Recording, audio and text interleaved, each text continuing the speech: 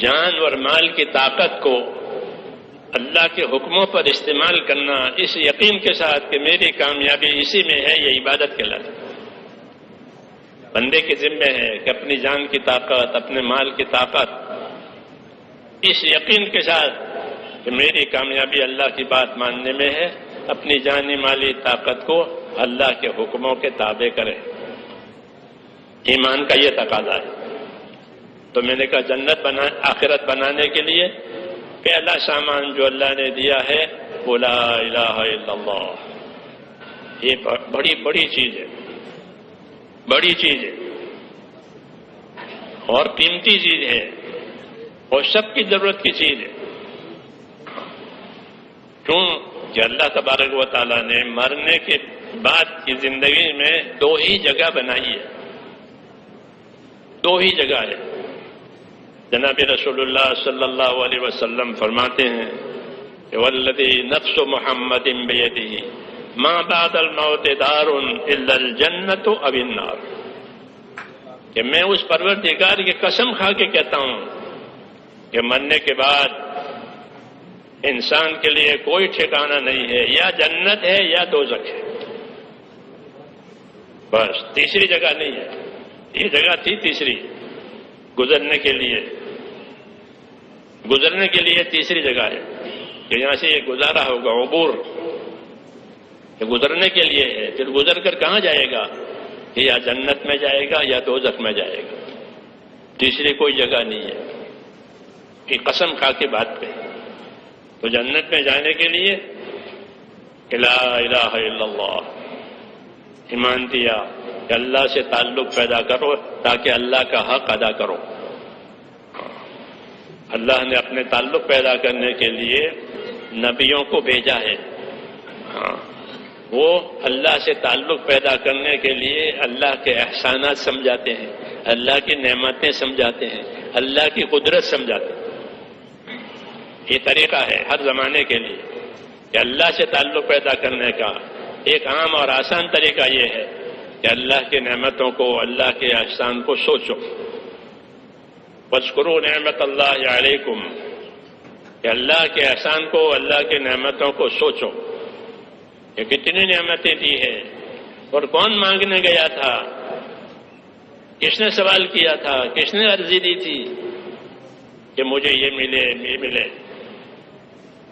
اللہ خود ہی دے رہے ہیں اپنے کرم سے، آنکھیں ہو، کان ہو، زبان ہو، دل ہو، دماغ ہو، ماں باپ ہو، رشتہ داری ہو، مال دولت ہو، دنیا کا سامان، اور دیتے چلے جاتے ہیں، دیتے ہی چلے جاتے ہیں۔ نافرمانی ہو تو بھی دیں گے، تابعداری ہوگی تو بھی دیں گے۔ حالانکہ اللہ تعالیٰ زمین و آسمان کا مالک اور بادشاہ ہے، سزا بھی دے سکتا ہے، لیکن سزا تو بعد میں ہوگی، انعام پہلے ہوں گے۔ لیکن خدا بندے بالا ہو پس بائیس نہ درے جس کا برکس نہ بس۔ ایک بزرگ یہ کہتے ہیں کہ وہ اللہ زمین آسمان کا بادشاہ، زمین آسمان کا تنہا مالک، اس نے کبھی بھی گناہ کی وجہ سے روزی بند نہیں کی کہ اب اس کو روزی نہیں ملے گی، بھوکا رکھو، ایسا نہیں ہوگا، دیں گے، اس کا احسان ہے۔ روزی بنا کر نعمتیں دیتے ہیں، رزق لے لے بعد۔ کبھی فروٹ کے بازار سے گزرے تو مجھے یہ آیت یاد آتی ہے، فروٹ کے بازار ہے نا، لدے ہوئے ہیں مختلف قسم کے فروٹ، اللہ نے قرآن کریم میں اس کو ذکر کیا ہے، یہ میں نے پیدا کیا ہے کیوں کہ رزق لے لے بعد، صرف زمین پر پانی برسا دیا ہے اور کچھ نہیں کیا۔ اس پانی کی یہ تاثیر ہے کہ مختلف قسم کے اناج، مختلف قسم کے پھل ایک ہی پانی سے، یسقا بماء واحد ونفضل بعضها على بعض في الاكل، یہ نعمت بتائیے، ایک ہی پانی سے سینچائی ہوئے، ایک ہی پانی سب کو دیا جاتا ہے، لیکن پھلوں کو دیکھو گے کہ ان کے ذائقے میں، ان کے خوشبو میں، ان کی صورت شکل میں ہر پھل ایک دوسرے سے ممتاز ہے۔ یہ نبیوں کی دعوت میں ہے اللہ کے انعام، اللہ کی نعمتیں، تاکہ اللہ کی طرف رجوع ہو کہ یہ اللہ مجھے یہ میرا اللہ مجھے یہ دے رہا ہے۔ رزق للعباد، پانی برسا کرے گا کہ یہ نکالا، یہ نکالا، یہ پیدا کیا۔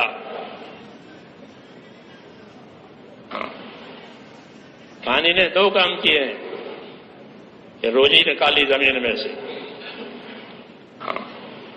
خالی کھانے والوں کے لیے، کھانے والے کھائیں گے، تجارت کرنے والے تجارت کریں گے، مزدوری کرنے والے اس میں مزدوری کریں گے، ہاں مختلف طریقوں سے روزی دیں گے۔ کہ رزق للعباد، بڑی بات کہی ہے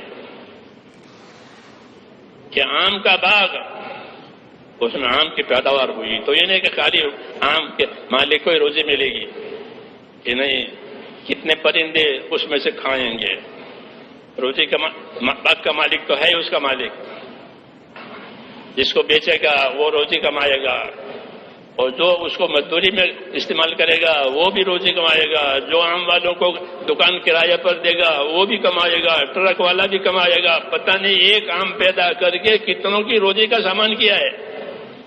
رزق للعباد، جی ہاں قرآن پاک رزق للعباد، یہ بندوں کے لیے روزی، غیر ہو، پرایا ہو، مسلم ہو، غیر مسلم ہو، کوئی بھی ہو، کہ کھاؤ۔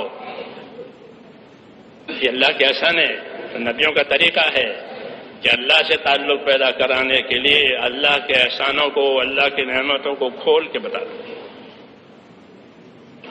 رزق للعباد، کبھی بازار سے گزرو تو اس کو سوچنا، یہ سارے بازار کیا ہے کہ بندوں کی روزی ہے، کھانے کی، پینے کی، پہننے کی، اڑنے کی، علاج کی، ہر چیز رزق للعباد۔ یہ بندوں کی روزی، روزی میں سب چیزیں آ جاتی ہیں، خالی روٹی نہیں آتی۔ یہ پیدا کیا اللہ نے رزق للعباد، پانی برسا کر یہ کیا، مردہ زمین کو زندہ کر دیا، پھلوں کے اور پھل پیدا کر کے روزی دی۔ تو یہ سوچنا چاہیے کہ اللہ تعالیٰ کے احسانات ہمارے ساتھ ہیں، ہر چیز ہمارے لیے پیدا کی ہے،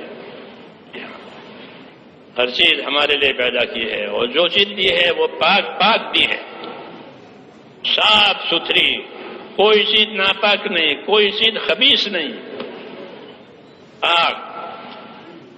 اس لیے کہا وَلَقَدْ كَرَّمْنَا بَنِي آدَمَ وَحَمَلْنَاهُمْ فِي الْبَرِّ وَالْبَحْرِ وَرَزَقْنَاهُمْ مِنَ الطَّيِّبَاتِ۔ ہم نے آدم کی اولاد کا اکرام کیا ہے، ایسا اکرام کسی مخلوق کا نہیں ہے، ہم نے آدم کی اولاد کا اکرام کیا ہے۔